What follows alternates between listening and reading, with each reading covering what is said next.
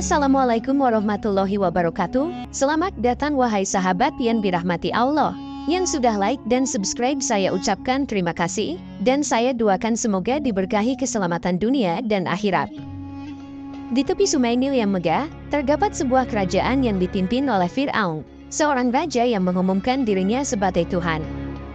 Di tengah kemegahan istananya, ia menantang Nabi Musa, seorang utusan Allah yang memperjuangkan kebebasan dan keesaan Tuhan yang sejati. Kisah ini, yang bersumber dari riwayat dalam Al-Quran dan hadits Sahih, serta tafsir ulama klasik seperti Ibnu Abbas, menggambarkan konfrontasi antara keangkuhan manusia dan kekuatan iman. Diceritakan pula oleh para ulama termasuk Ibnu Katsir dan Syekh Umar Sulaiman, kisah ini memadukan sejarah, tradisi Islam, dan refleksi mendalam tentang iman, kekuasaan, dan kehancuran. Di bawah sinar matahari Mesir yang terik, di tengah kemegahan istana Fir'aun yang menjulang, berlangsung sebuah dialog yang akan mengubah sejarah. Dinding-dinding tinggi istana itu, yang dihiasi dengan hieroglif dan permata, menyaksikan pertemuan antara Fir'aun, raja yang angkuh, dan Nabi Musa, utusan Allah yang rendah hati. Fir'aun duduk di atas tahtanya yang berlapis emas dan dipenuhi ukiran rumit, menghadapkan dirinya kepada Nabi Musa. "Wahai Musa," ujarnya dengan nada penuh ejekan, "engkau mengaku sebagai Rasul Tuhan semesta alam. Jelaskan padaku, apakah Tuhan semesta alam itu?" Nabi Musa berdiri teguh dengan tongkatnya, menjawab dengan suara yang tenang namun penuh kekuatan, "Tuhan langit, bumi, dan segala yang ada di antaranya, jika kamu orang-orang yang yakin." Suasana istana yang biasanya dipenuhi dengan sorak-sorai dan musik, kini terhenti dalam kesunyian yang menegangkan. Para pembesar dan penawal Fir'aun berdiri mengelilingi mereka, menatap dengan perasaan campur aduk antara rasa penasaran dan ketakutan. Fir'aun dengan tatapan yang membakar dan suara yang meninggi berteriak, "Wahai para pembesar kaumku, aku tidak mengetahui ada Tuhan bagimu selain aku. Wahai Haman, bakarlah tanah liat untukku, kemudian buatkanlah bangunan yang tinggi untukku, agar aku dapat naik melihat Tuhan yang Musa. Sesungguhnya aku yakin bahwa dia termasuk para pendusta." Nabi Musa memandang Fir'aun dengan rasa iba, mengetahui bahwa keangkuhan ini akan membawa Fir'aun dan kaumnya kepada kehancuran.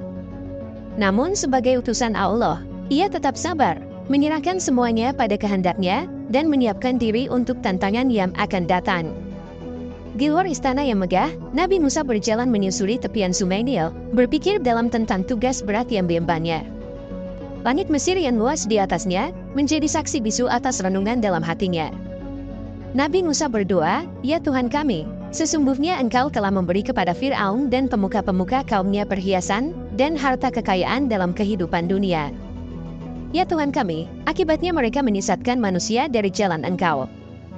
Ya Tuhan kami, binasakanlah harta benda mereka, dan kunci matilah hati mereka, maka mereka tidak beriman, hingga mereka melihat siksaan yang pedih." Kembali di istana, Fir'aun memerintahkan Haman, arsitek kerajaannya, untuk memulai pembangunan sebuah menara raksasa. "Buatlah menara setinggi langit, agar aku dapat memandang Tuhan Musa dan membuktikan kekeliruannya," perintah Fir'aun dengan suara menggelegar. Kerja bakti pun dimulai. Ratusan pekerja dikerahkan, menimbun tanah liat, membakarnya menjadi batu bata, dan membangun menara tersebut. Pekerjaan itu berlangsung siang dan malam, dengan obor-obor yang menyala menerangi lokasi pembangunan. Sementara itu, Nabi Musa sering terlihat berdoa di tempat-tempat terpencil, memohon petunjuk dan kekuatan dari Tuhan. Di sisi lain, Fir'aun yang terus mengawasi pembangunan menara dari tahtanya, merasa semakin yakin dengan kekuasaannya. Pada suatu hari saat menara hampir selesai, Fir'aun memutuskan untuk menaikinya. Dengan iringan para pembesar dan penjaga, ia memanjat menara itu langkah demi langkah. Sesampainya di puncak, Fir'aun berteriak ke arah langit, "Lihatlah, aku di sini, di puncak dunia. Tunjukkan dirimu jika engkau ada, wahai Tuhan yang Musa." Tetapi, tidak ada jawaban, hanya angin yang berhembus lembut dan langit yang tetap biru. Fir'aun dengan kekecewaan dan amarah yang mendidih pun turun kembali. Dalam hatinya, ia semakin membenci Nabi Musa, dan kepercayaannya yang tidak bisa digoyahkan itu. Di saat yang sama, Nabi Musa mendapat wahyu dari Allah. Ia diberitahu bahwa waktunya telah tiba untuk memimpin Bani Israel keluar dari Mesir, menjauh dari penindasan Fir'aun. Nabi Musa tahu, tugas berat ini bukan hanya tentang membebaskan satu kaum, tetapi juga tentang membuktikan kekuasaan dan kebesaran Allah yang sejati. Malam itu, di bawah langit yang dihiasi bintang-bintang berkelit, Nabi Musa mengumpulkan Bani Israel. Dengan suara yang penuh keyakinan, ia menyampaikan perintah Allah untuk meninggalkan Mesir. Saatnya telah tiba, ucapnya, kita akan meninggalkan tanah ini menuju tempat yang telah Allah janjikan kepada kita. Sementara itu di istana Fir'aun, kabar tentang rencana kepergian Bani Israel segera sampai ke telinga sang raja. Dalam kemarahan yang memuncak, Fir'aun memanggil para panglima dan tentaranya. Mobilisasi seluruh pasukan, perintahnya. Kita akan mengejar mereka dan membawa mereka kembali, mati atau hidup. Keesokan harinya, Bani Israel memulai perjalanan mereka di bawah bimbingan Nabi Musa. Mereka berjalan melalui padang pasir, dengan harapan dan doa di hati setiap orang. Di belakang mereka, Firaun dan pasukannya dengan cepat mengejar. Ketika Nabi Musa dan kaumnya mendekati Laut Merah, mereka menyadari bahwa Firaun dan pasukannya telah mendekat. Dihadapkan dengan laut di depan mereka dan musuh di belakang, mereka terjebak dalam situasi yang tampaknya tidak ada jalan keluar. Nabi Musa berdiri teguh di hadapan kaumnya, mengangkat tongkatnya tinggi-tinggi. Jangan takut, katanya dengan suara yang mantap. Berdirilah dengan teguh dan lihatlah penyelamatan yang akan Allah lakukan untuk kita hari ini. Dengan iman yang tidak goyah, Nabi Musa memukul air laut dengan tongkatnya. Secara ajaib, air laut terbelah, membentuk jalan di tengahnya. Bani Israel dengan mata yang terbelalak kagum, segera melintasi laut yang terbelah itu. Di kejauhan, Firaun dan pasukannya menyaksikan keajaiban itu dengan rasa takjub yang bercampur ketakutan.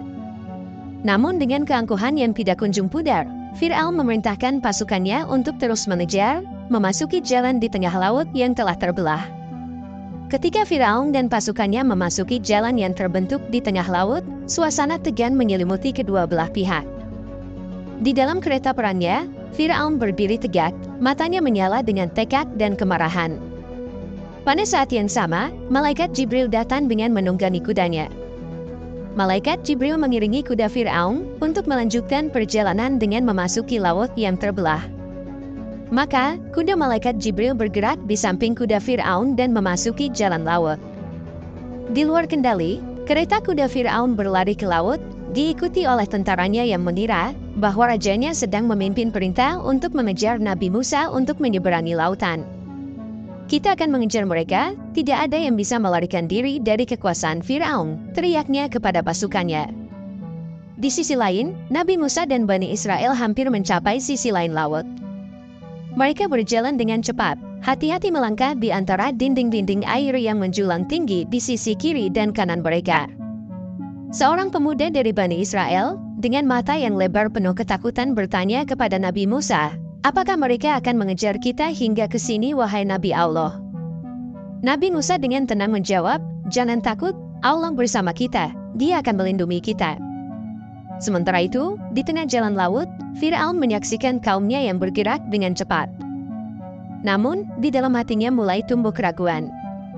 Salah seorang pembesarnya, dengan suara gemetar berkata, Tuan, apa yang kita lakukan ini, apakah benar? Air sangat tinggi di kedua sisi kita, ini bukan pertanda baik. Firaun dengan wajah yang meneras, menolak keraguan tersebut. Kita adalah penguasa Mesir, tak ada yang bisa menghalangi kita, apalagi air, jawabnya dengan tegas. Namun di dalam hati setiap tentara yang mengejar, muncul rasa takut dan kebingungan. Mereka mempertanyakan tindakan Firaun, tetapi tidak ada yang berani menentang perintahnya.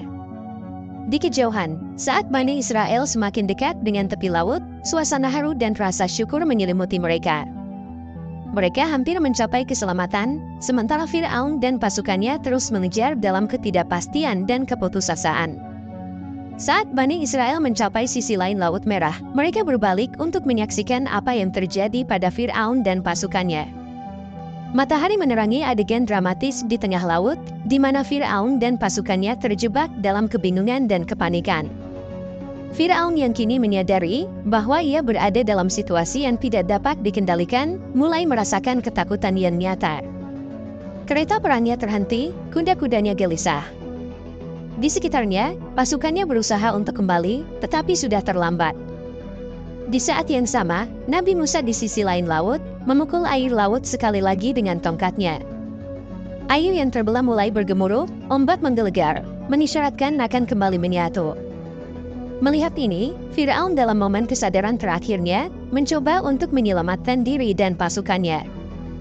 "Mundur, mundur," teriaknya, namun suaranya tenggelam oleh deru air yang menderu. Tiba-tiba, dalam ketakutan dan keputusasaan, Firaun yang hampir tenggelam, menyadari kesalahannya dan mulai berteriak, "Aku beriman bahwa tiada Tuhan selain yang diimani oleh kaum Bani Israel." Namun, saat kata-kata itu hampir terucap, malaikat Jibril, dalam ekspresi kebenciannya terhadap Firaun, muncul dan memasukkan tanah dari dasar lautan ke dalam mulut Firaun. Ini mencegah Firaun mengucapkan kalimat tauhid penuh. Air laut kemudian menyatu kembali dengan kekuatan yang menggemparkan. Firaun dan seluruh pasukannya ditelan oleh gelombang laut yang besar. Hanya suara gemuruh air dan hempasan ombak yang tersisa menandai akhir dari kekuasaan Firaun yang angkuh. Di sisi lain, Bani Israel menyaksikan dengan mata mereka sendiri kemenangan iman atas keangkuhan. Nabi Musa berdiri di tengah mereka, mengucap syukur atas pertolongan dan perlindungan Allah. Ini menjadi pelajaran abadi bagi mereka dan generasi yang akan datang tentang kekuatan iman, kerendahan hati, dan akhir dari orang-orang yang menentang kehendak Allah. Sekian dulu perjumpaan kita kali ini. Wallahu a'lam bishawab. Wassalamualaikum warahmatullahi wabarakatuh. Yang sudah like dan subscribe semoga masuk surga.